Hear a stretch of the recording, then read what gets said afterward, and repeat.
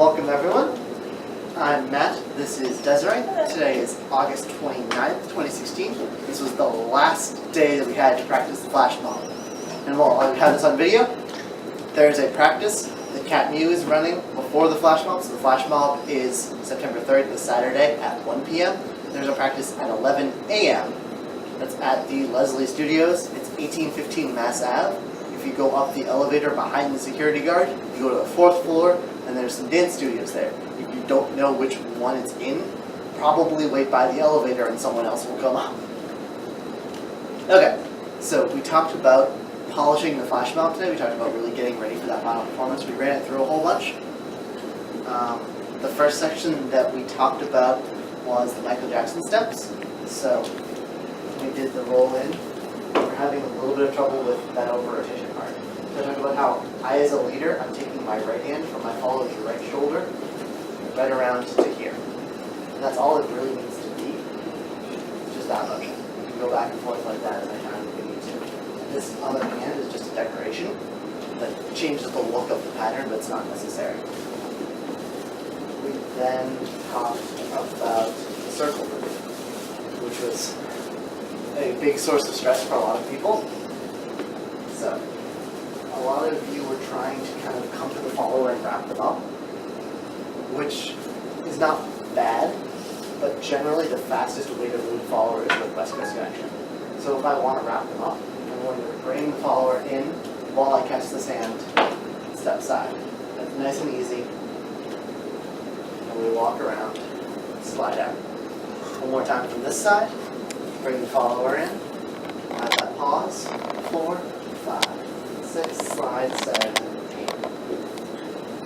The next section was the yo-yo move. We just kind of went over this one a little bit more detail, crowd in, crowd out. I put my hand on the outside of the follower's right arm to lead this turn, 3, and catch 4. Walk 5, 6, anchor 7, and 8. Then we talked about the reverse whip. We talked about kind of the tetherball mechanic, where if you've seen a tetherball, there's a pole, there's a ball and a string, you hit the ball and it wraps around the pole. In West Coast, I'm thinking about the tethered connection. So right now our hands are the pole, our arms are the string, and Desiree is the ball. So as I lift the arm, the string shortens and the ball spins faster. So to start the lead for that whip, I'm going to lift the arm to create rotation and follow. Once the rotation is started, I can put my hand on Desiree's back like this, so that when she finishes rotating, her shoulder blade will turn into my hand. What that looks like all the way through. Side to 4. It's here. From here, we talked about how many of you are finishing the whip, dissipating energy, and then trying to spin the follower, which doesn't go so well. So I talked about how you want to have continuous energy throughout the whip and allow that stream of energy to rotate the follower. That seemed to work better. So we have energy here, I just let that follow through into rotation. That's much easier than dissipating it and then creating it again. We talked about some general tips for the flash mob. The biggest areas that I was seeing were fumbling with hands, especially on the circle move, but also kind of throughout. We talked about having nice and relaxed arms. How in general, if I disconnect from my follower, that follower is trying to grab my hand, so usually I will connect to their shoulder or arm.